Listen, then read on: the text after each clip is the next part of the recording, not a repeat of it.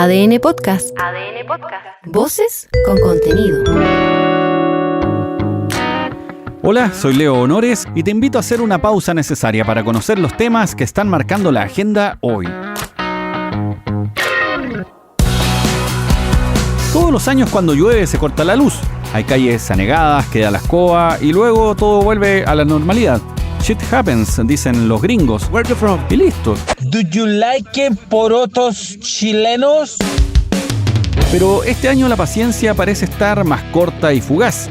La Gobernación de Santiago y los alcaldes de la región metropolitana anunciaron acciones legales en contra de Enel por el corte de suministro eléctrico que duró más de 3 días en algunas comunas. Este es el alcalde de Maipú, Tomás Bodanovich, y su par de Lo Barnechea, Cristóbal Lira. Desde el municipio interpondremos una demanda colectiva frente a la empresa responsable. Enel no nos parece aceptable que al día de hoy aún no tengamos ni respuestas, ni certezas, ni plazos de cuándo el servicio eléctrico va a poder ser repuesto en su totalidad. Este temporal fue anunciado con más de una semana de anticipación. Enel tiene la responsabilidad de la poda y el mantener limpio todo el tendido eléctrico en la comuna. Es el momento de tomar las acciones legales para prevenir que esto vuelva a ocurrir en un invierno que está recién comenzando.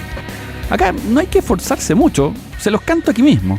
Seguro que se va a cortar la luz. Eso es verdad. Que vamos a tener otra vez un semáforo palusa, con centenares de cruces sin funcionar. Todo eso ya lo sabemos. ¡Claro que sí! Por supuesto, lo siguiente va a sacar chispas. Prepárate. En este rincón tenemos a Marta Cabezas, superintendente de electricidad y combustibles, emplazando a Enel a responder a sus clientes. Y en este otro extremo del circuito, el gerente general de Enel, Víctor Tavera. No es aceptable que todavía haya clientes sin luz y que las respuestas de las empresas no permitan resolver esta situación. Su obligación es con sus clientes. Queremos que las empresas tomen conciencia que lo que están proveyendo a sus clientes es un servicio básico y que por lo mismo deben siempre en estos casos redoblar los esfuerzos para que éste se entregue sin interrupciones, independientemente de las condiciones climáticas que afectan al país, que por lo demás son conocidas. Entendemos que los alcaldes estén evaluando ese tipo de situaciones porque entendemos la molestia de nuestros clientes. Lo que corresponde ahora, en nuestro caso, es que nos centremos en la reposición del suministro, en ser eficiente esta reposición. Aún así, es bueno decir que la ley actualmente obliga a las empresas a compensar a los clientes que tengan suspensión de energía eléctrica desde las 9 horas al año. Es decir, si en tu casa te superó esa cantidad de horas de corte de luz, tienes que ser indemnizado por la empresa. En materia político-judicial, hace ya tiempo que los escándalos de dinero están ocupando espacio en los noticieros. Y como te habrás dado cuenta, hay cierta predilección de las denuncias y delitos para elegir a sus incautos autores. En estos pasajes del libreto nacional, la Fiscalía solicitó el desafuero del diputado Mauricio Ojeda por su vinculación con delitos en el caso Fundaciones, esto en la Araucanía. Al parlamentario se le imputa ni más ni menos fraude al fisco reiterado.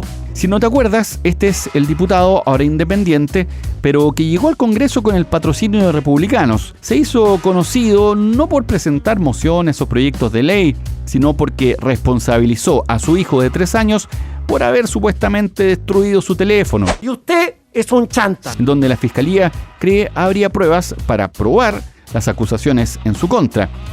También, de acuerdo a la investigación y declaraciones de algunos de los indagados, el honorable les habría sugerido quemar sus teléfonos. Eso a falta de un infante que fuera diestro en el uso de retroexcavadoras y tanques para pasar por encima del aparato. ¿Se entiende, no?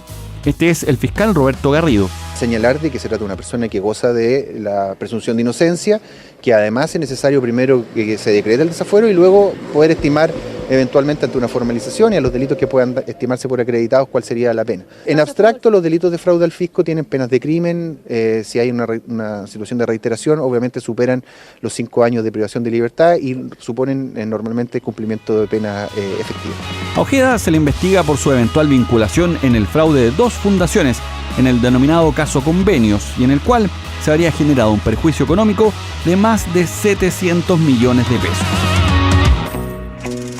Hablando de dinero, y discúlpame, yo sé que no es de buen gusto hacerlo abiertamente, menos cuando ya nos enfilamos al punto del mes en que se han pagado todas las cuentas básicas y comienzan los malabares financieros, pero hay un par de cosas que quedaron dando vueltas y merecen comentarse. Lo primero es que la Comisión para el Mercado Financiero multó a 8 instituciones por otorgar créditos a deudores de alimentos. Eso fue una canallada. Rata inmunda. Algunos inocentes podrían pensar que era para pagar la deuda.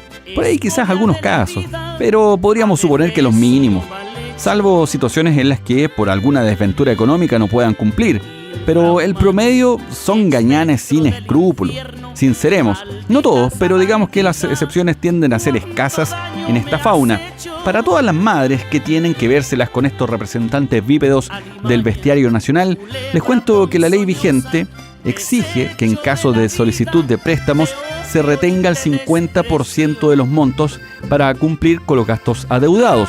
Esto no se cumplió en este caso y por eso la CMF tomó cartas en el asunto. Tengo como 10 hijos, así que... Esa era la primera.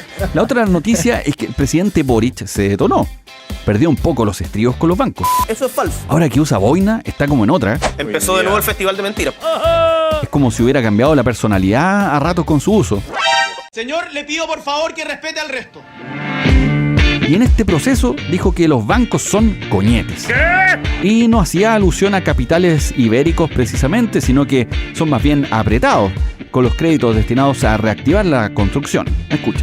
Una de las industrias que más ha costado reactivar es de la construcción. Y ahí yo quiero hacer un llamado a los bancos. Los bancos han estado, como se dice, muy coñetes, en particular con las empresas de construcción para poder sacar adelante nuevos proyectos. Como gobierno, en conjunto con el Banco Central, hemos logrado reducir de manera muy significativa la inflación. Recordemos que estuvimos a casi 15% de inflación y este año ya vamos a llegar a la meta del 3%. Y sin embargo, los bancos siguen sin prestar plata o poniendo muchas dificultades para los créditos a las empresas constructoras. La banca recogió el guante y respondió que esto se debe a un ciclo contractivo de la economía.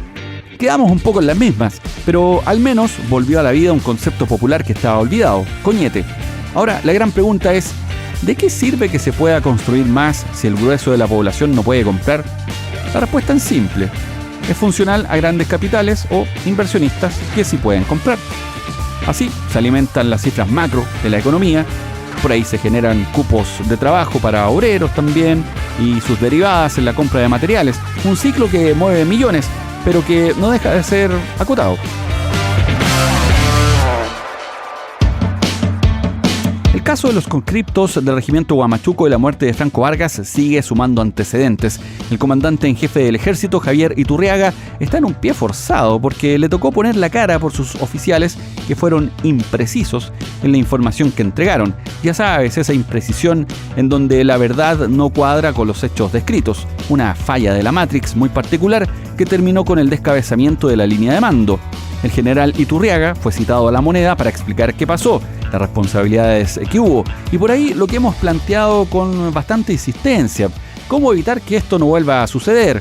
Mientras tanto, la ministra en visita, Jenny Puc, llegó hasta Putre, hizo sus primeras diligencias en el lugar, entre ellas tomar declaraciones a uniformados y conocer justamente el lugar de los hechos. Hice el recorrido, la caminata que él hizo, fui al lugar donde durmió, vi los camarotes, pude apreciar los baños, después el lugar donde él se desplomó, donde lo bajaron, cómo lo bajaron, después en la primera atención médica, que es un hospital de campaña, donde le pusieron oxígeno, reanimación, ¿no es cierto? Y tomé varias declaraciones que fueron muy provechosas. La magistrada dejó abierta la posibilidad de una segunda autopsia al joven fallecido. Como antecedente, que no hace más que empeorar el asunto, uno de los ex conscriptos, que fue sometido a esta fatídica marcha, perdió una mano. Se le debió amputar producto de la necrosis.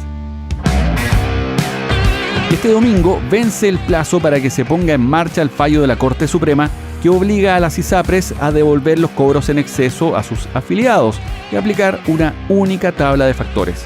En ese contexto, acuérdate que se está discutiendo la ley corta de las ISAPRES y todavía no tiene los votos. Se va a votar, como te contaba en el capítulo anterior, después de este cúmplase.